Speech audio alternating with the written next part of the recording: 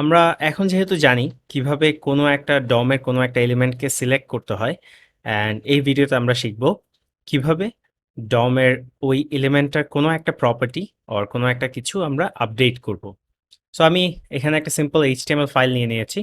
Again ৩টা H1 and আমি এখানে যা যা দেখাবো এগুলা এই কেসগুলা সেম, যে কোনো এলিমেন্ট যে কোনো ট্যাগের জন্য আপনি সেমভাবে করতে পারবেন। আমি জাস্ট সিম্পল রাখার জন্য এগুলা লিখে নিয়েছি। সো ফার্স্ট জিনিসটা যেটা দেখবো, ইনার টেক্সট। আমি যদি ফার্স্ট এইটাকে ধরি, আমি ফর নাও নেমটা অফ করে দিই। সো আমি যদি ফার্স্ট এই আইডি দিয়ে ধরি অর ক্লাস দিয়ে যেভাবে ইচ্ছা আমি ধরতে পারবো, আমি জাস্ট সিম্পলি আইডি দিয়ে ধরি document dot get element by ID and ID হচ্ছে ফার্স্ট। সো নাও আমি চাচ্ছি ফার্স্ট এই যে এলিমেন্টটা দ্যাট ইজ এইটাকে তো ধরবে। আমি জাস্ট যদি কনসোল করে দেখাই,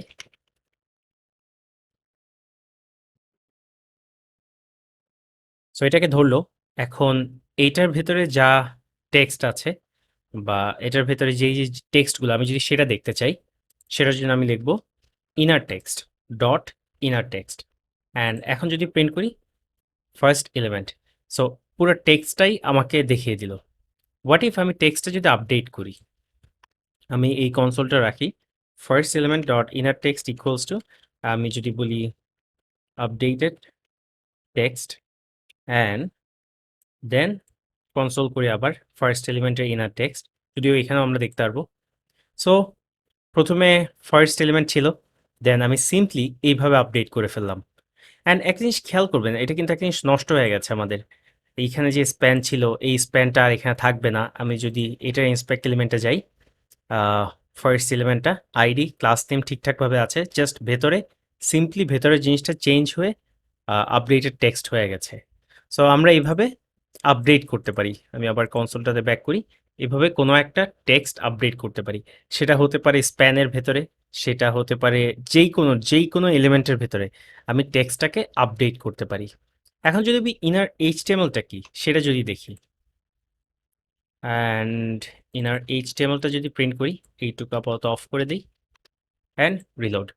সো ইনার এইচটিএমএল বলতে হুবহু যেই এইচটিএমএলটা আছে এখানে দেখেন স্প্যান ট্যাগ সহ আসছে। যখন ইনার টেক্সট দিয়েছিলাম তখন কিন্তু জাস্ট টেক্সট এইটা এসেছিল, বাট এখন স্প্যান সহ আসছে। আমি যদি ইনার এইচটিএমএল আপডেট করতে চাই তাহলে কিভাবে করব? Well, again simple. আমি এইখানে এইটা লিখি, এইখানে আমি আবার স্প্যান দিই, স্প্যান। আমি কিন্তু এটার ভেতরে এক্স্যাক্টলি এইচটিএমএল লিখতে পারছি, স্প্যান অ্যান্ড দেন আপডেটেড লিখি এলিমেন্ট। সো এইটুকু জাভাস্ক্রিপ্ট যেটা করবে, এইটুকু দিয়ে ঠিক এই জায়গায় ভেতরেরটুকু ক্লাস না কিন্তু এইটুকু রিপ্লেস করে দিবে, এইভাবে হবে। আমি যদি রিলোড দেই, যদি এটা সেভ করতে ভুলে গেছি। সো আমি যদি রিলোড দেই আপডেটেড এলিমেন্ট, সো স্প্যানটা সহ আমি যখন এইচটিএমএল ভেতরের এইচটিএমএল সহ দিতে চাই তখন কিন্তু আমরা ইনার এইচটিএমএল ধরে কাজ করব, বাট শুধু টেক্সট নিয়ে যদি কাজ করতে চাই ইনার টেক্সট নিয়ে কাজ করতে পারবো। বাই দ্য ওয়ে, আমি যদি এখানে স্প্যান না দিই এটাও কিন্তু নর্মাল এইচটিএমএল এর মতোই কাজ করবে। সো আমি জাস্ট আর দুভাবেই দেখালাম, but again inner HTML dedicated যে আমি হচ্ছে এইচটিএমএল সহ দিব বা এইচটিএমএল সহ পাবো, এটা দিয়ে কিন্তু আমি রিডও করতে পারছি, এটার উপর ওভাররাইড করে রাইটও করতে পারছি। আর on the other hand inner টেক্সটটা দিয়ে আমি জাস্ট টেক্সট প্রপার্টি ধরবো, দেন টেক্সট আপডেট করবো। অ্যান্ড আমি দেখেছি যখন ইনার টেক্সট চেঞ্জ করেছি আমরা হুবহু টেক্সটটা বসে গেছে, আমাদের স্প্যান ট্যাগটা বসেনি। সো আমরা যদি নেক্সটটাতে আসি, আউটার এইচটিএমএল। সো এতক্ষণ পর্যন্ত যখন ইনার এইচটিএমএল ধরেছি, আমার যে এলিমেন্টটা ধরেছিলাম সেটা তো এই H1টা, রাইট? সো H1 এর ইনার এইচটিএমএল বা ইনার টেক্সট ধরেছি। আউটার যখন বলবো এই পুরোটা ধরবে বা পুরোটা নিয়ে কাজ করব। আমি যদি একবার কনসোল করে দেখাই, ফার্স্ট ডট আউটার এইচটিএমএল, আমি যদি কনসোল করি এগেইন এটা রাখি, সিম্পলি পুরোটাই আসছে। এখন আপনি বলবেন হয়তো ফার্স্ট আর এটার মধ্যে ডিফারেন্স কি? ফার্স্টটা অ্যাকচুয়ালি পুরো অবজেক্টের রেফারেন্সটা, বাট এইটা হচ্ছে যেই এইচটিএমএলটা সেইটা দিল আমাকে। অ্যান্ড আমি যদি এখন এইটাকে আপডেট করি, আমি যদি দেখাই ইকুয়ালস টু, অ্যান্ড এইটাই কপি করে নিয়ে আসি। সো এখন আপনি যদি খেয়াল করেন, এটা অ্যাকচুয়ালি যেটা করবে, এইটুকু পার্ট আমি যদি নেই, এটা অ্যাকচুয়ালি যেটা করবে পুরা H1টাকে রিপ্লেস করে দিবে, রিপ্লেস করে এইটা বসিয়ে দিবে। আমি যদি দেখাই রিলোড, অ্যান্ড ইয়েস, আমি এইখানে এই যে স্প্যান আপডেটেড অ্যান্ড এলিমেন্ট পুরো H1টাকে রিপ্লেস করে দিয়েছে। সো বাইরের H1টুকু সহ নিয়েছে সে। সো নেক্সট সাথে যদি যাই স্টাইল, স্টাইল দিয়ে আমরা কোনো একটা স্টাইল প্রপার্টি সেট করতে পারি বা স্টাইল প্রপার্টি নিতে পারি। আমি যদি আপনাদেরকে সিম্পলি দেখাই, পুরো স্টাইল এই অবজেক্টটাই যদি দেখাই, দ্যাট ইজ ফার্স্টের উপরে ফার্স্ট যেই এলিমেন্টটা সেটার উপরে অ্যাপ্লাই করা পুরা সিএসএসটাই যদি আমরা দেখতে চাই, আমি যদি রিলোড দিই, এইখানে কিন্তু পুরা সব সিএসএস যতগুলো সিএসএস পসিবল আপনি এখান থেকে দেখে যে কোনো কিছু আপডেট করতে পারবেন। এটার মধ্যে একটা স্টাইল আছে ফন্ট, খুঁজে বের করা অনেক কষ্টকর। সো আমি তাও যদি কন্ট্রোল এফ চাপি, ফন্ট, অ্যান্ড এইখানে ফন্ট চলে আসছে। সো আমি যদি কোনো একটা আপডেট করে আপনাকে দেখাই, font family, font family, font size ধরি। সো আমি যদি বলি first dot style, first dot style dot font size equals to, আমি যদি 70 পিক্সেল দেই, এগেইন এটা একটা স্ট্রিংয়ে হবে। শুধু নাম্বার হলে সিম্পলি দিয়ে দিতে পারতাম, যেহেতু পিক্সেল আছে সাথে। সো আমি ফন্ট সাইজ বাড়াতে পারছি। আমি কি ব্যাকগ্রাউন্ড কালার চেঞ্জ করতে পারবো? ওয়েল ইয়েস, সব কিছুই যে কোনো সিএসএস প্রপার্টি এখানে আমরা অ্যাপ্লাই করতে পারবো। ব্যাকগ্রাউন্ড লিখে সার্চ দিয়ে এটা কি নামে আছে, ব্যাকগ্রাউন্ড, রাইট?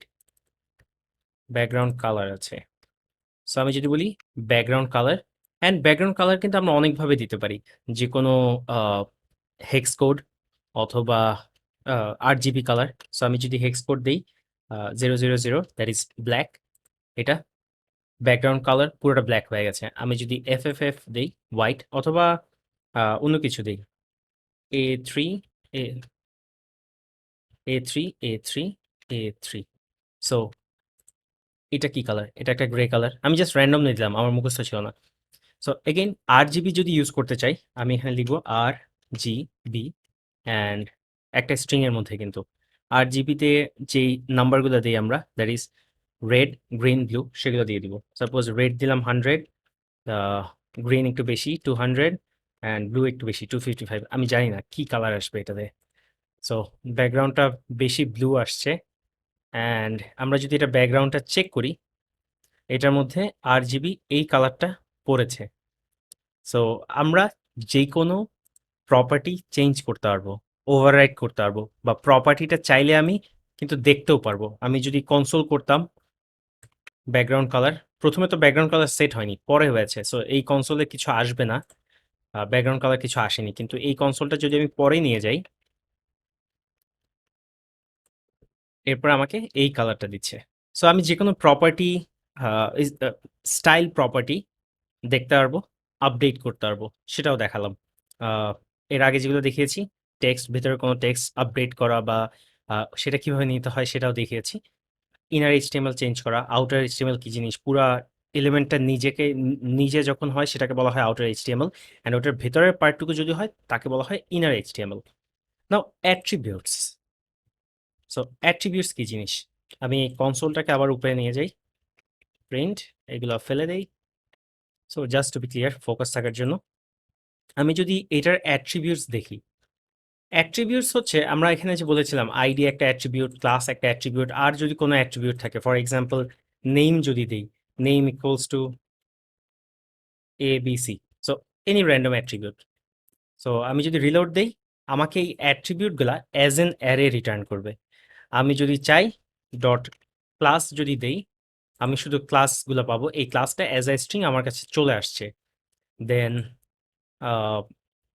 আমি যদি নেম চাই, নেম ধরতে পারবো, নেমটা আমাকে দিল। যে কোনো অ্যাট্রিবিউটও আমরা ধরতে পারছি। আর গেট অ্যাট্রিবিউট যদি দেই, এইটা কি দেয়? অ্যাট্রিবিউটস দিয়ে তো আমি দেখালাম যে সবগুলো অ্যাট্রিবিউট আমাকে দিয়ে দিল।